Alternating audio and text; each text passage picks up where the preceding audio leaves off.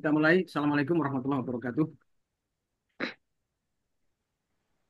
Hmm, oke, oke. Ah,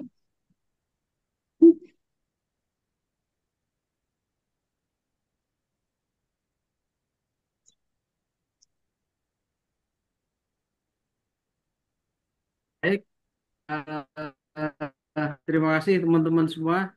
Selamat malam. eh, Salam sehat untuk semuanya. Salam. Ya, eh, mohon maaf pada saat pertemuan pertama saya nggak bisa hadir karena kebetulan ada acara yang paralel ya, yang berbarengan sehingga alhamdulillah sudah Pak Dr. Bowo, Pak Bagia dan Pak siapa? Satu lagi Pak Kambang ya. Eh, Baik, kalau kita menganalisa suatu perusahaan ya, dalam rangka untuk menambah modal atau untuk go public atau untuk mengajukan pembiayaan ke perbankan, ya, itu ada minimal ada 4 aspek yang harus diperhatikan. Ya, tolong dicatat ini ya. 4 aspek ini yang pertama adalah manajemen dan legal atau legal dan manajemen bolak balik boleh ya, itu yang pertama. Artinya apa? Bahwa dari sisi legal atau hukum, perusahaan ini tidak melanggar hukum ya, artinya perizinan-perizinannya semua sah dan usahanya tidak melanggar hukum. Yang pertama, eh, aspek legal dan manajemen ya. Manajemen itu terkait dengan apa yang memimpin perusahaan ini, bagaimana reputasinya dari apa pemimpin-pemimpin perusahaan itu ya, dari direksinya bagaimana, kemudian dari komisarisnya bagaimana ya, dan susunan organisasinya seperti apa. Nah, ini aspek yang sering diperhatikan oleh investor ya, karena bagaimana dia akan menitipkan uangnya ya, kalau dari sisi legal dan manajemen dia tidak percaya ya. Kemudian yang kedua adalah aspek produksi, bahwa perusahaan itu bisa memproduksi atau menghasilkan suatu produk atau jasa yang diperlukan oleh masyarakat. Itu yang kedua, aspek produksi. Yang ketiga adalah aspek pemasaran ya, atau marketing. Ini penting karena di dunia usaha sekarang ini dihadapkan pada suatu persaingan yang luar biasa, sehingga diperlukan eh, apa namanya strategi-strategi marketing dalam rangka untuk memasarkan produk, baik itu di market yang existing ya, atau market yang sudah ada, maupun eh, market untuk perluasan ya. Itu aspek pemasaran, sehingga tujuan perusahaan untuk memasarkan produk itu bisa tercapai dan menghasilkan laba untuk perusahaan. Yang keempat yang tidak kalah penting adalah aspek keuangan ya.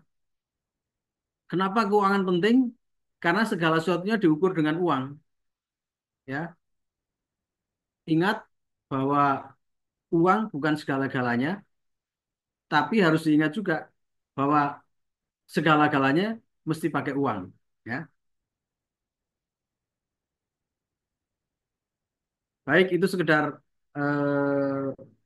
apa namanya mukadimah ya, bahwa 4 aspek itu yang sangat penting untuk diperhatikan dalam rangka untuk eh, menyusun suatu visibility study bagi perusahaan dalam rangka untuk raising fund ya, atau menambah dana dalam rangka untuk IPO misalkan ya, atau untuk eh, pe- penambahan saham ya, atau juga dalam rangka untuk menambah atau mengajukan kredit kepada bank atau eh, pihak pemberi dana atau sekaligus juga bisa untuk kemitraan ya.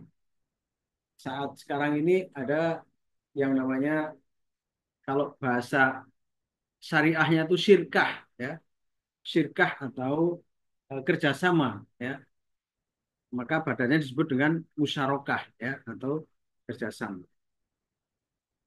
Baik, Mbak Sabrina minta tolong sekarang kita membahas tentang keuangan ya.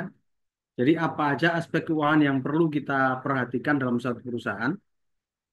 Tapi sebelumnya eh, kalau bagi saya nilai gampang ya, nilai gampang insya Allah A semua dari saya ya.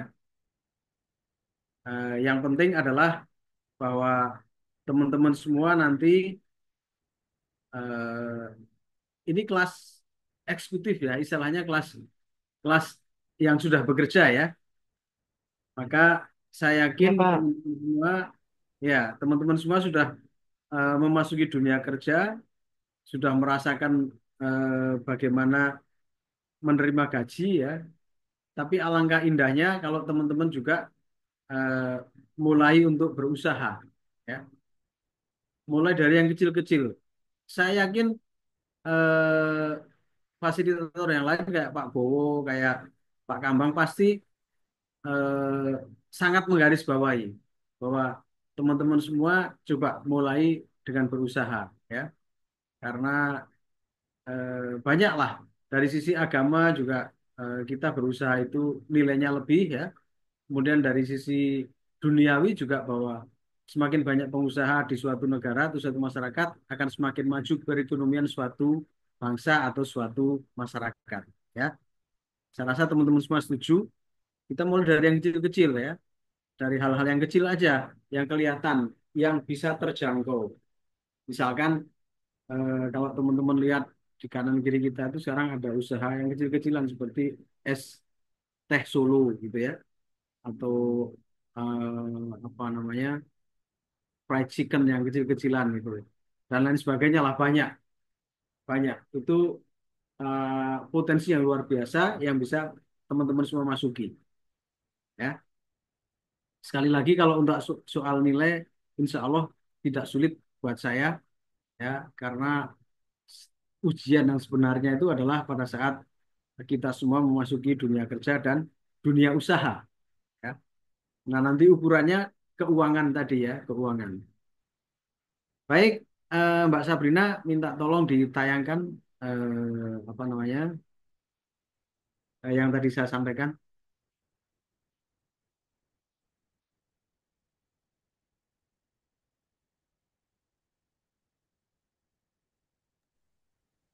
Yang ini ya, Pak. Ya, silakan silakan.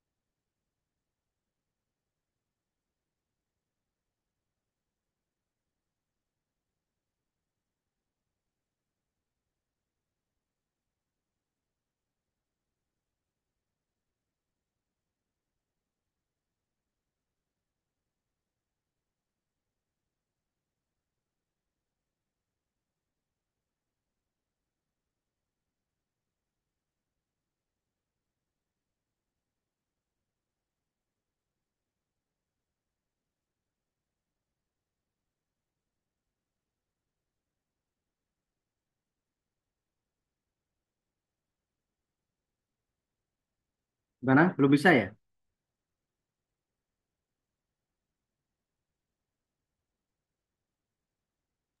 Tuh. Yang ini kan ya, Pak, PPT-nya.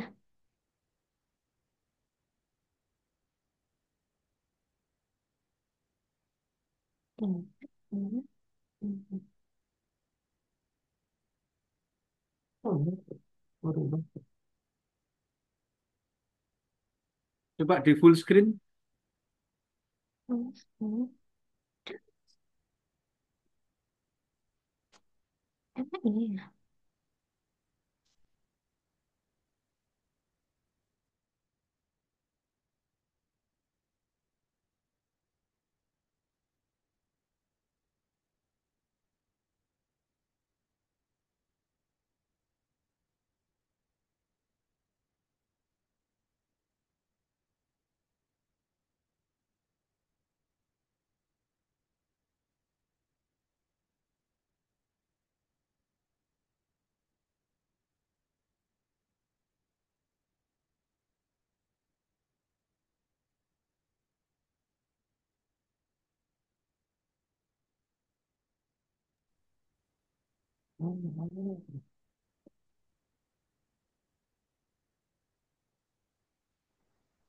Nah, Apa udah terlihat, Pak? Sudah tapi kecil banget. Bisa. Nah, Oh ya, oke. Eh, kita yang paling penting di aspek keuangan itu adalah kita mempelajari tentang yang pertama adalah neraca, ya.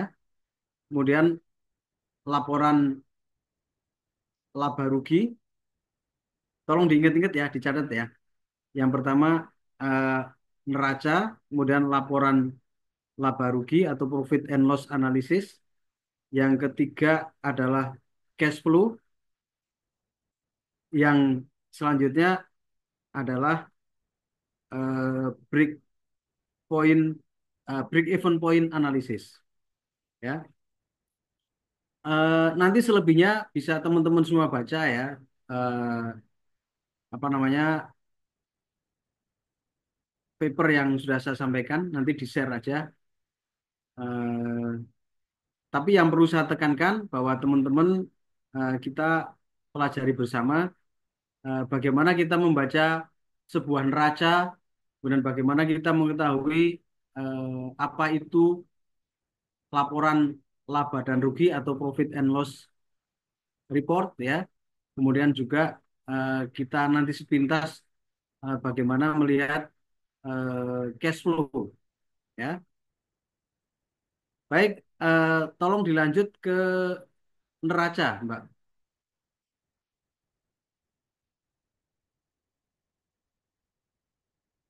Lanjut.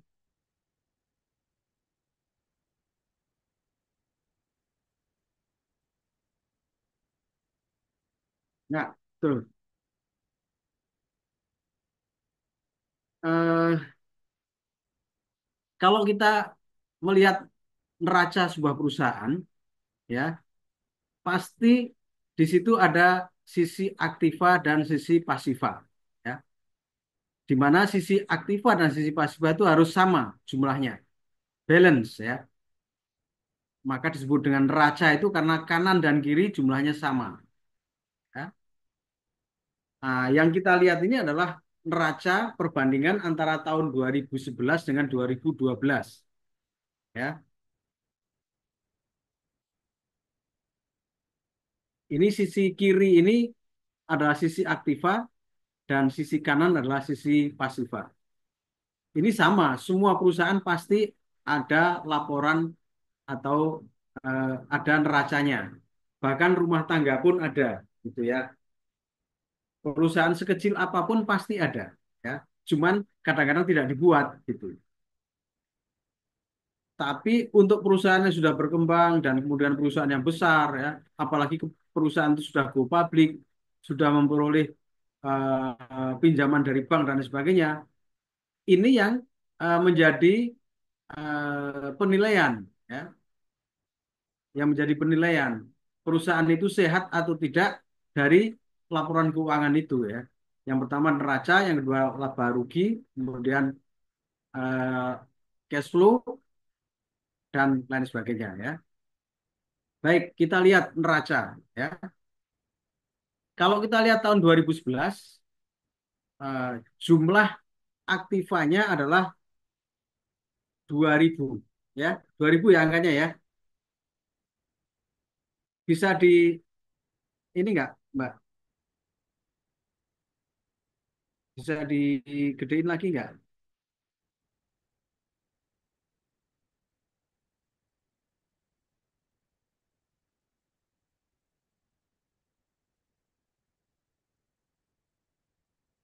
Ya, nggak bisa ya.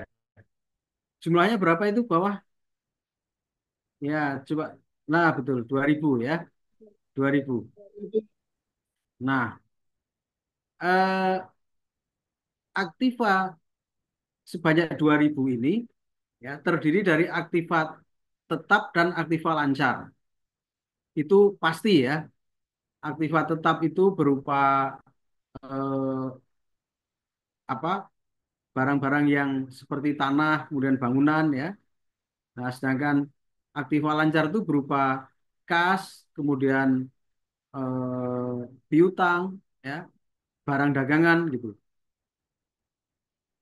Kalau kita lihat di sini, eh, coba ke kanan dikit, ya, kasnya ada 10.000. Jadi yang di atas adalah aktiva lancar ya, yang di bawah aktiva tetap. Ada kas, ada apa itu di bawahnya. Nah, ya. Jadi ini yang penting bahwa neraca pasti sama antara sisi aktiva dan sisi pasiva. Nah, aktiva sebanyak 2.000 tadi terdiri dari aktiva tetap 1.000 dan aktiva lancar 1.000 ya. Gampangnya begitu.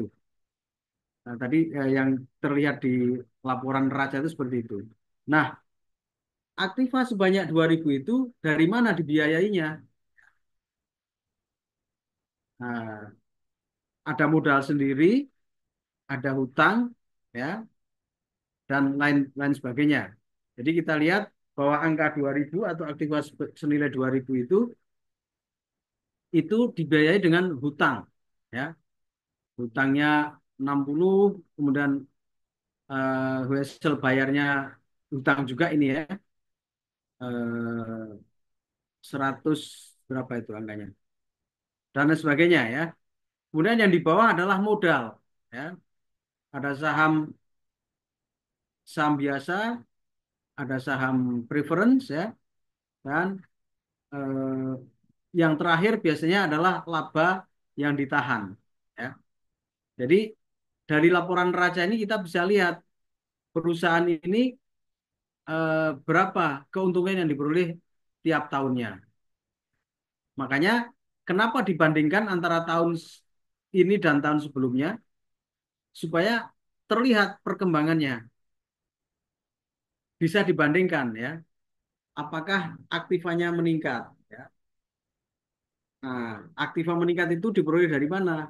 Dari hutang atau dari laba yang ditahan ya. Di situ ada laba ditahan adalah 766 ya. Itu tahun 2011 dan tahun 2011 adalah 740 ya.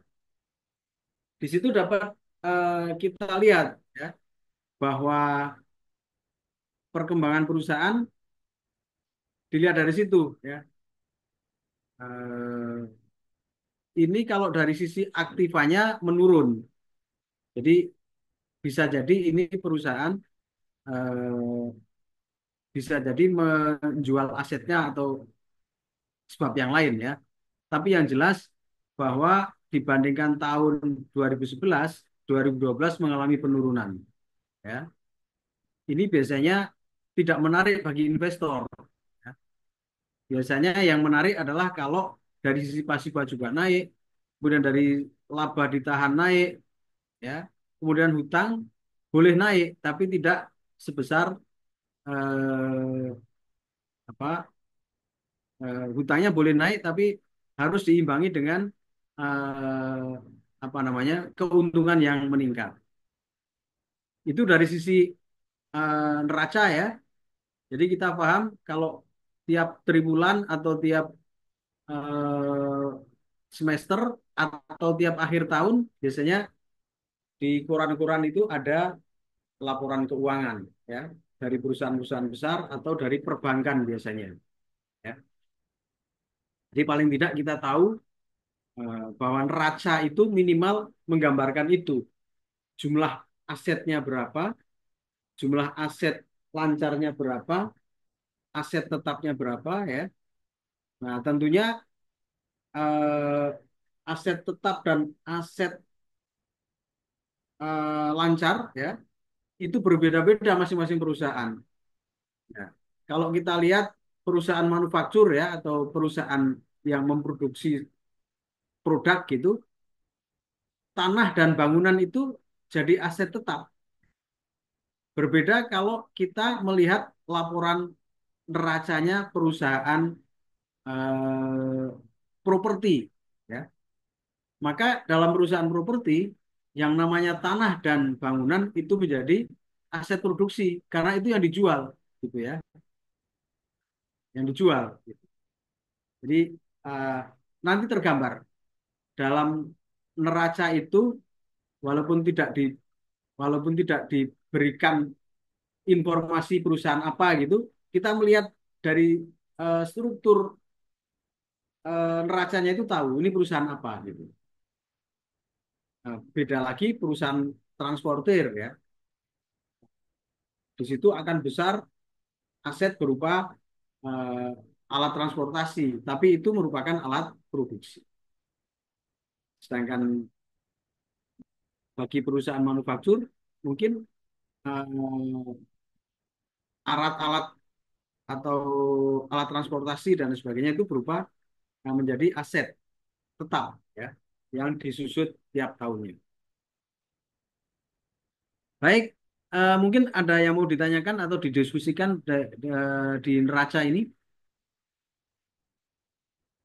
Yang jelas eh, bagi investor atau bagi perbankan akan semakin tertarik kalau ada peningkatan dari tahun ke tahun atau ada perkembangan yang positif dari tahun ke tahun ya.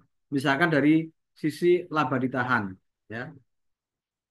Eh, Kalau laba ditahan itu berkurang, ada kemungkinan itu ada pembagian dividen ya. Boleh pembagian dividen tapi harus tidak boleh semuanya ya. Eh, Artinya bahwa perusahaan mengutamakan perkembangannya ya, mengutamakan progresnya. Baik, kalau tidak ada kita lanjut ke laporan laba rugi. Silakan, Mbak. Yang lainnya nanti tolong dibaca aja ya, untuk pengetahuan aja.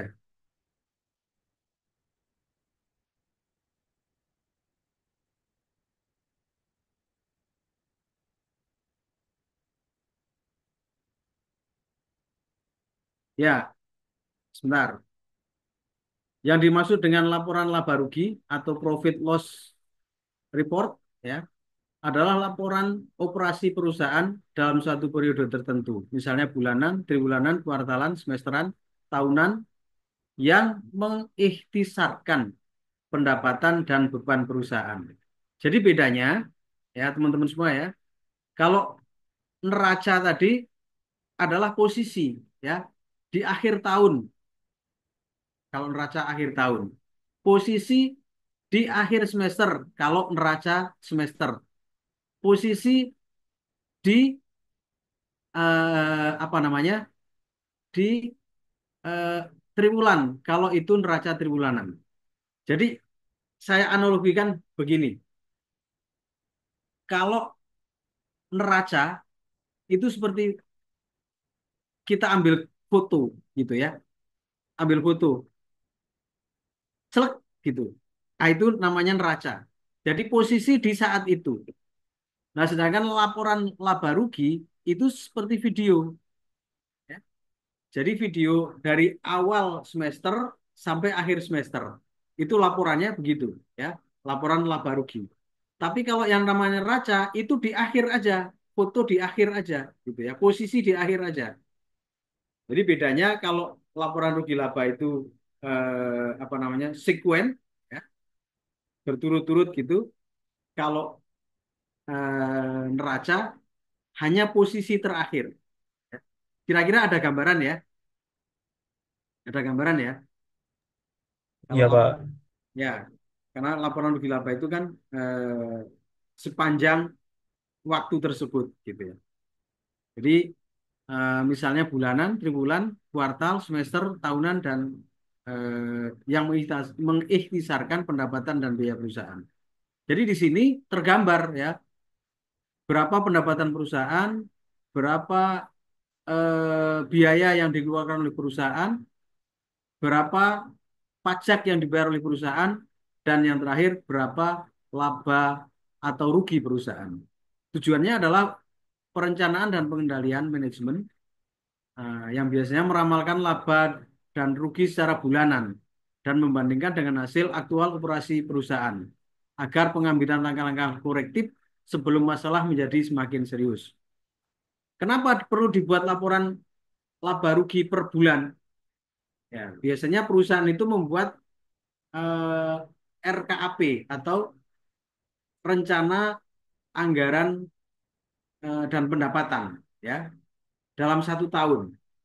Maka laporan laba dan rugi bulanan itu adalah dalam rangka untuk menyesuaikan, ya. Kalau misalkan perusahaan yang jalannya itu smooth gitu ya, yang rata-rata hampir sama tiap bulan, maka kalau targetnya misalkan 12 miliar keuntungan ya setahun, maka laporan bulanan harus menunjukkan kira-kira laba per bulannya adalah 1 miliar. Kira-kira begitu. Berbeda dengan perusahaan yang season, ya, yang misalkan perusahaan seperti fashion gitu ya. Itu biasanya ada momen-momen tertentu yang penjualannya itu besar, seperti menghadapi hari raya gitu ya. Nah, itu berbeda ya. Maka laporan laba dan rugi bulanan, triwulan dan sebagainya itu dan selanjutnya itu adalah dalam rangka eh, untuk mengendalikan ya, pengendalian dan kita sesuaikan dengan eh, rencana kita atau RKP. RKAP kita ya, RKAP kita. Baik, lanjut. Nah, seperti ini kira-kira laporan laba dan rugi perusahaan ya. Agak digedein dikit coba, Mbak. Hmm, ke kiri dikit coba ke kiri. Lagi. Biar tahun eh, perbandingan tahunnya kelihatan. Ya, ini tahun 97 dengan tahun berapa itu? Saya agak agak blur. 96, Pak. 6, Pak. Hah?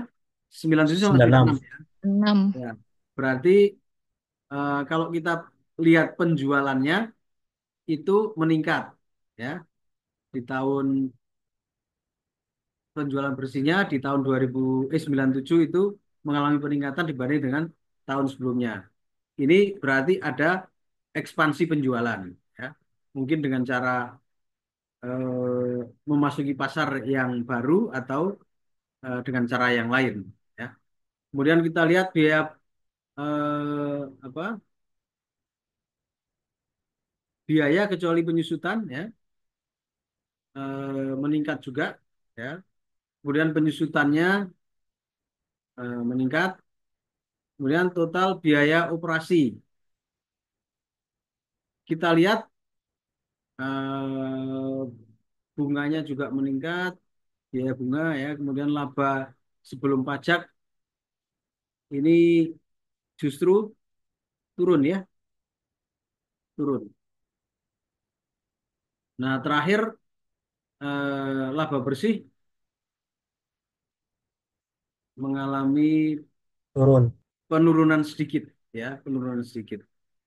Jadi ini tentu jadi pertanyaan ya. Kalau dilihat dari penjualan bersihnya meningkat, tapi pendapatan atau laba yang diperoleh menjadi berkurang dibanding dengan tahun sebelumnya. Tentunya ini akan berakibat pada earning per share-nya yang berkurang juga ya, pendapatan per sahamnya itu. Jadi makanya ada rapat pemegang saham dan sebagainya itu dalam rangka membahas ini, kenapa terjadi seperti ini gitu. Nah, teman-teman semua bahwa laporan laba dan rugi ini sangat penting karena ini merupakan ikhtisar eh, perjalanan perusahaan di tahun tertentu dibandingkan dengan tahun selanjutnya ya. Bagaimana? Apakah mengalami peningkatan? Tentunya akan lebih menarik kalau perusahaan itu penjualan bersihnya meningkat ya, tapi keuntungan yang diperoleh juga meningkat. Apalagi ada tercipta efisiensi di situ. Ya. Jadi penambahan biaya atau penambahan penjualan itu lebih gede dibanding dengan penambahan biayanya. Ya. Jadi otomatis laba yang diperoleh menjadi semakin signifikan. Ya. Itu akan tergambar kalau perusahaan itu benar-benar bisa melakukan efisiensi. Jadi artinya benar-benar bisa bekerja keras, eh, tergambar eh, mungkin penambahan asetnya tidak terlalu banyak, tapi penambahan keuntungannya lebih banyak. Bisa jadi penambahan biaya pegawainya meningkat, tapi penjualannya lebih meningkat. Gitu. Di situ akan tergambar kalau ada efisiensi di biayanya. Jadi selalu ya, selalu laporan laba rugi, laporan neraca itu dibandingkan antara tahun sekarang dan tahun kemarin, ya, supaya bisa terlihat trennya, bisa terlihat kecenderungannya.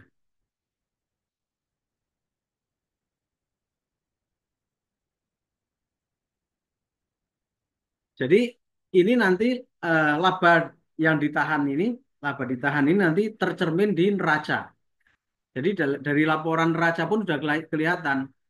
Oh, ini laba ditahan tahun lalu sekian, laba ditahan yang tahun sekarang meningkat atau menurun gitu ya, kelihatan.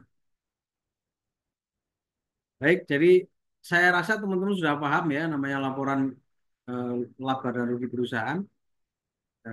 Kalaupun apa namanya sekarang selama ini kita lihat laporan laba rugi dan laporan neraca di apa di koran-koran ya, kita jadi lebih paham oh maksudnya seperti ini gitu ya. Jadi kalau kita mau lihat apa namanya perkembangan perusahaan ya dari sini ya, trennya dari sini. Kenapa selalu diukur dengan uang ya? Karena paling gampang ya melihat bahwa perusahaan itu semakin maju atau semakin berkurang gitu ya, atau semakin turun. Itu kelihatan dari aspek keuangannya. Baik, tolong dilanjut, Mbak. Kita lihat coba analisa break even point.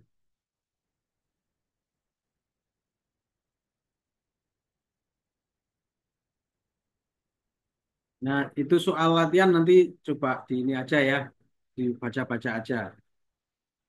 Nggak akan keluar di ujian juga. Tapi kalau kita tahu jadi lebih bagus.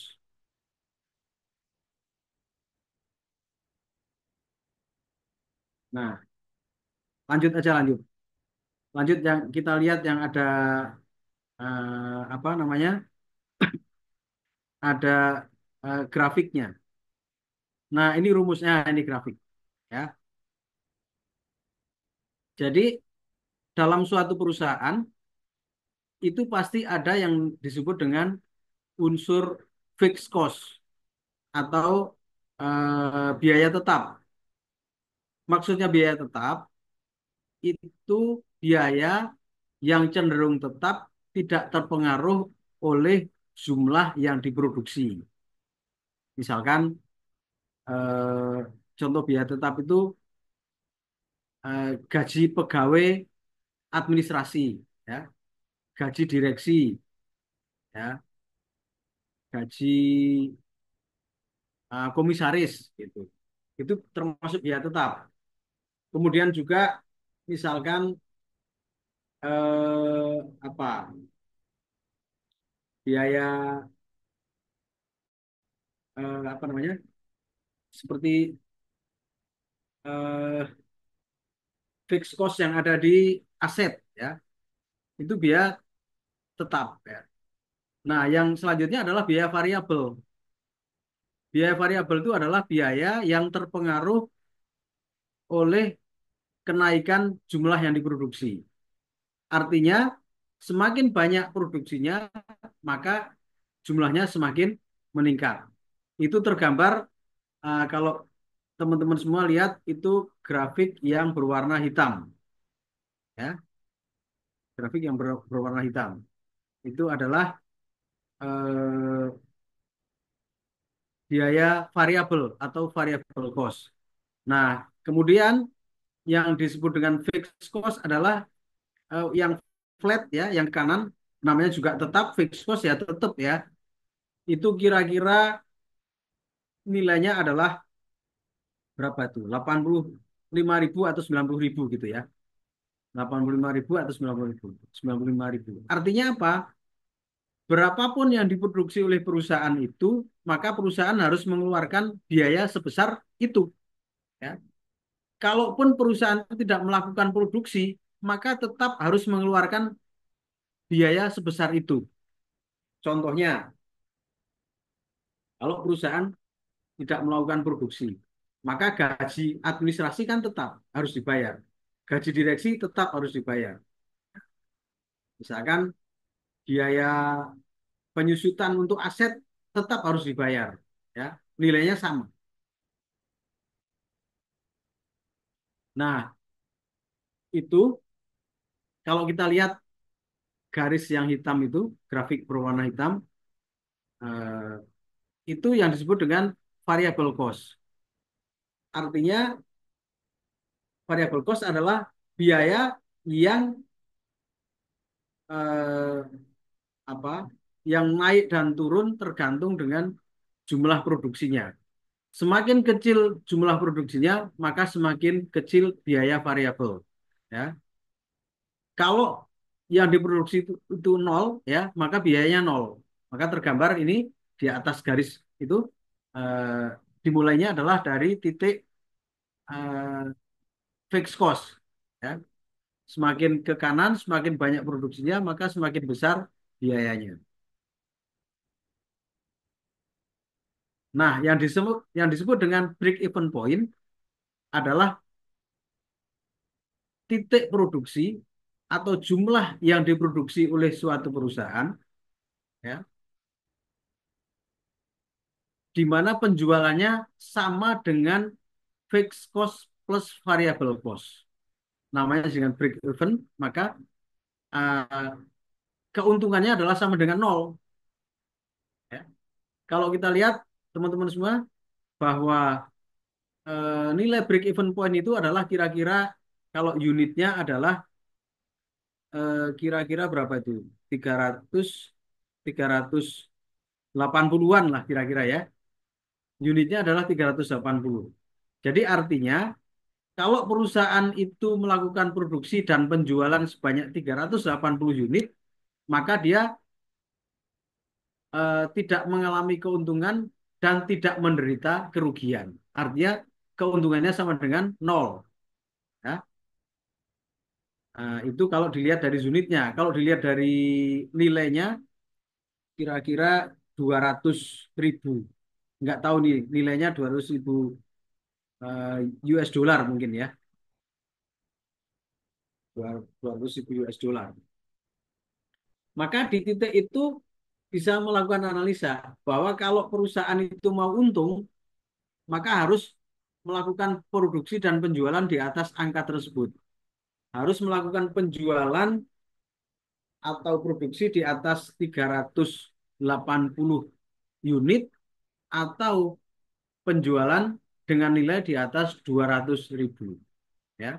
Maka tergambar angkanya adalah di garis yang berwarna merah. Ya. Jadi semakin ke atas maka semakin keuntungannya semakin besar.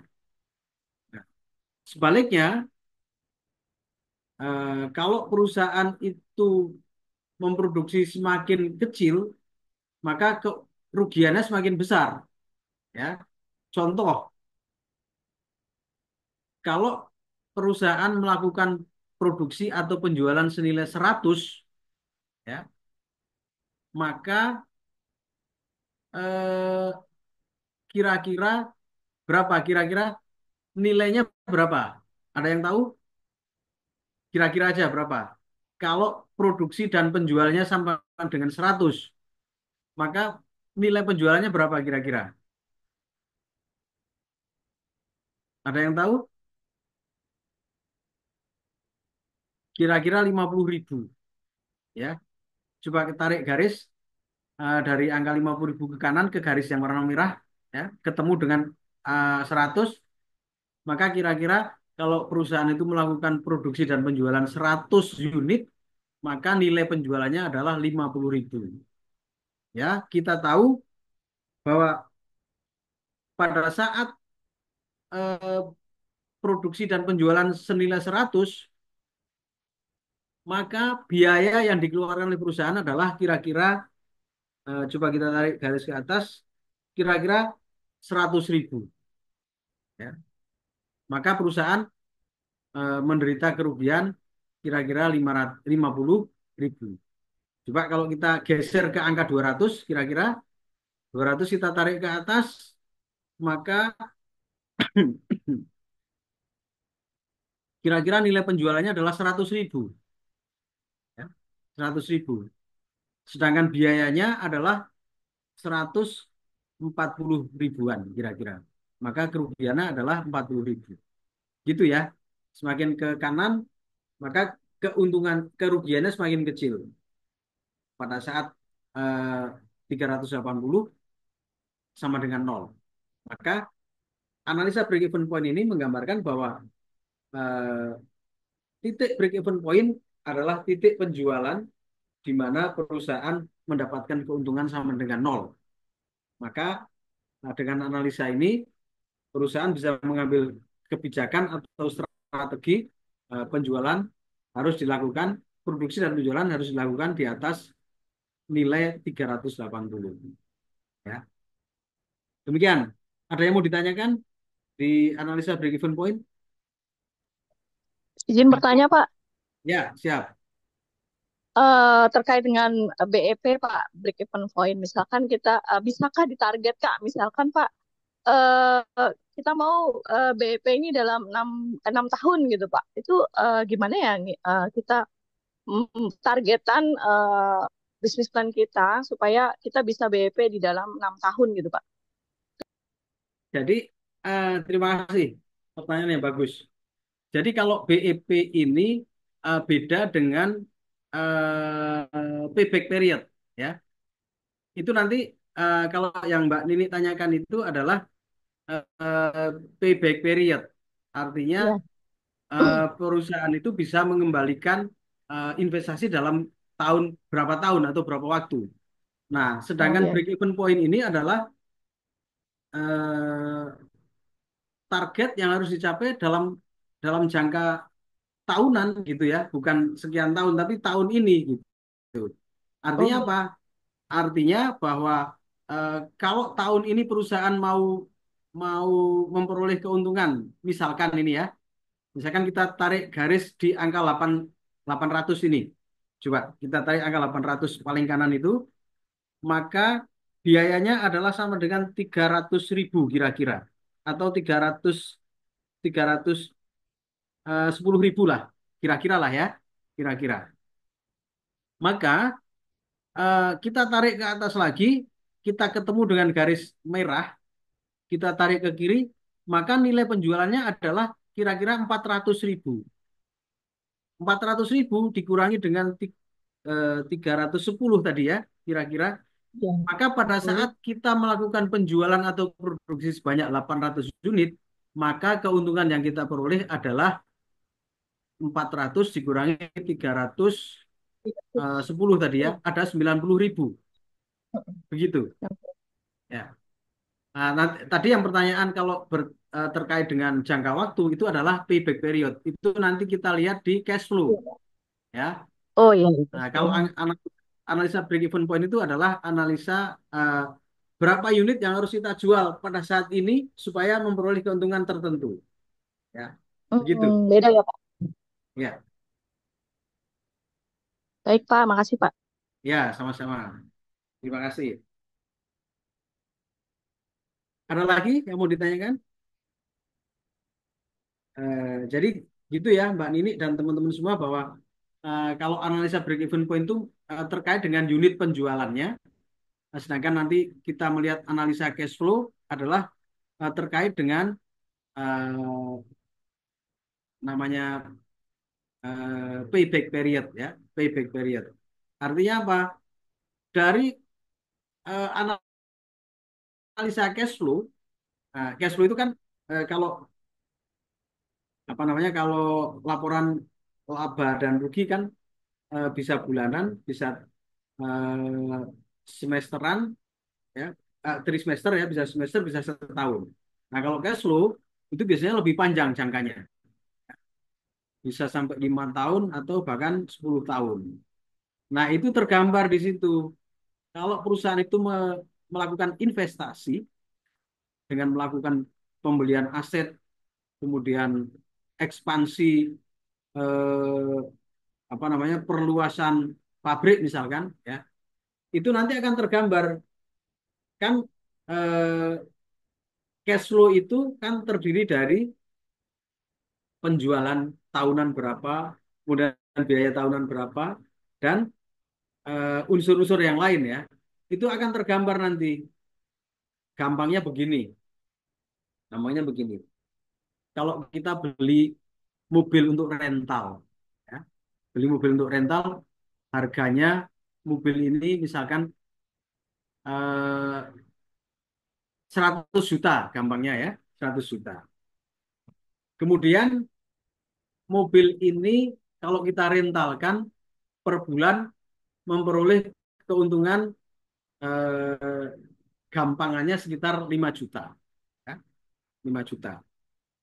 Maka dalam 1 tahun, ya, keuntungan yang kita peroleh dari rental mobil itu adalah berapa? 5 kali 12 ya, sama dengan 60 juta. 60 juta. Maka ini tadi pertanyaan Mbak Nini tadi, eh, payback periodnya berapa? Kira-kira antara 1 tahun sampai 2 tahun, ya. Karena tahun pertama akan memperoleh 60 juta, kemudian tahun tahun kedua juga kira-kira 60 juta, berarti sama dengan 120 juta. Sedangkan harga mobilnya adalah 100 juta. Maka payback periodnya dari eh, tingkat pengembalian ya, tingkat pengembaliannya adalah kira-kira 1 tahun Dua lebih, tahun. berapa itu? Lebih kira-kira ya lebih Eh, 8 bulan lah 1 tahun kira-kira. 6 bulan, ya 8 bulan.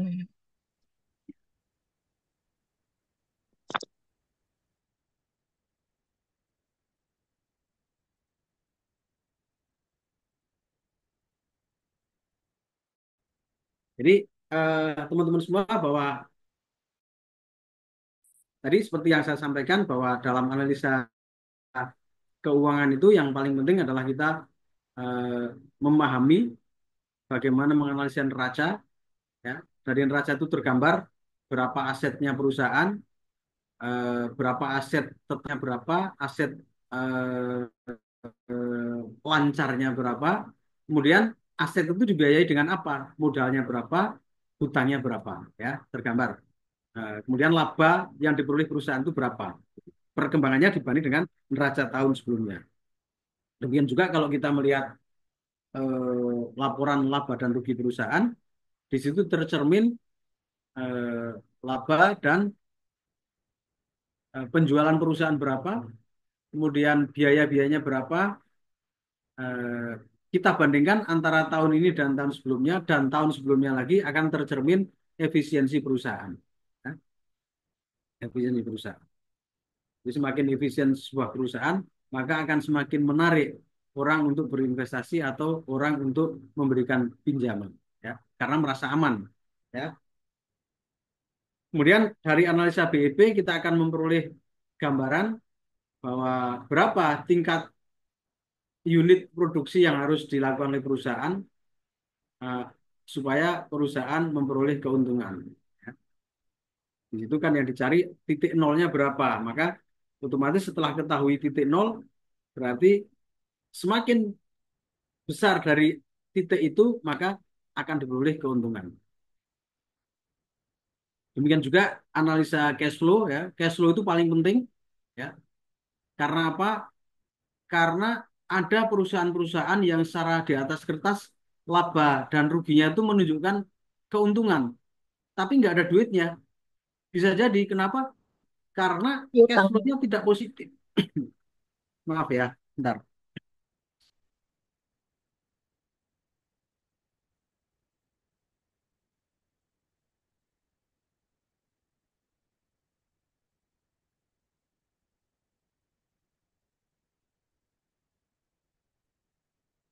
Jadi yang paling bagus adalah perusahaan itu secara cash flow dia positif ya atau disebut dengan surplus dan tergambar tercermin dalam laporan laba dan rugi yang menunjukkan keuntungan yang signifikan.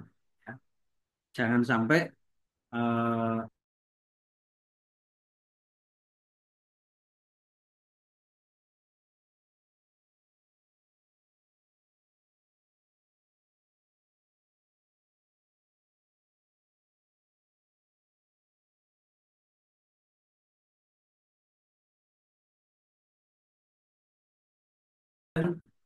nah, atau cash inflow-nya itu tidak sebanding dengan cash outflow-nya atau mengalami defisit ya. Itu jangan sampai terjadi. Maka perencanaan cash flow itu harus benar-benar matang dan diikuti betul ya dan diawasi betul ya. Ya, sebetulnya. Ini terjadi biasanya perusahaan itu kalau yang eh, melakukan penjualan dengan cara kredit ya. Itu biasanya akan mengalami seperti itu. Terlihat ya penjualannya besar, keuntungannya besar, tapi duitnya mandek semua. Nah, itu harus diperhatikan. Maka kebijakan atau strategi pemasaran harus sejalan dengan eh, strategi yang diterapkan dalam keuangan. Ya. Karena sekali lagi ujung-ujungnya duit atau UUD, ya, ukurannya duit. Baik teman-teman semua, nanti tolong tuliskan di grup. Ya. Kita bentuk grup, sudah ada grup WA kelas ini. Nanti tolong dibuat aja Mbak Sabrina dan siapa penanggung jawab yang satunya karena di nomor saya itu tertulisnya Pas Pampres. Mohon maaf. Nanti tolong dibuat ya, tolong dibuat grupnya dan ada PR satu aja, PR saya satu aja. Nanti dikumpulkan lewat grup. Tadi di muka sebelum di muka Dimas saya sebutkan ada 4 hal yang harus diperhatikan dalam eh, ada 4 aspek yang harus diperhatikan. Sebutkan aja aspeknya apa aja, nanti dikumpulkan melalui grup WA. Jelas ya? Saya Oke, kepingin ini Pak. aja, kepingin Izin, Pak. Ini ya menjelaskan aspeknya saja atau ada penjelasan khusus hanya menyebutkan atau menjelaskan detail, Pak, untuk sebutkan aspeknya dan itu? penjelasannya singkat aja, nggak usah panjang-panjang. Oh, baik. Ya, Baik, Pak. ya. Baik teman-teman semua, kalau tidak ada pertanyaan, eh, sudah jam 9 lebih sedikit ya. Mohon maaf mengganggu waktunya karena harusnya tadi jadwalnya siang, tapi sayang eh, eh, siang tadi saya ada acara. Mohon maaf sekali lagi. Insya Allah kita ketemu di kesempatan lain, di pembahasan yang lain. Mudah-mudahan kita selalu diberikan kesehatan. Amin. Amin. Baik, kalau tidak ada pertanyaan, sekali lagi terima kasih atas perhatiannya. Saya doakan mudah-mudahan teman-teman semua bisa sukses, ya, bisa cepat Amin. selesai kuliahnya, dan bisa yang belum dapat jodoh segera dapat jodoh, yang sudah berjodoh Amin. belum dapat momongan segera dapat momongan. Amin. Ya, itu Mbak. Pak, maaf izin mau Ya, screenshot. Mbak Sabrina itu namanya sama dengan anak saya yang pertama. Sama-sama namanya Sabrina. Baik, Izin terima kasih browsing. teman-teman semua. Sekali lagi mohon maaf dan Assalamualaikum warahmatullahi wabarakatuh. Pak, izin absensi dulu, Waalaikumsalam. Pak. Pak, Baik, izin Pak, buat izin screenshot screenshot dulu, Pak. Pak. Mohon maaf, sudah absen belum? Ini sedang mau di screenshot dulu ya, Oh Pak. iya, iya, iya. Absen dulu, jangan lupa.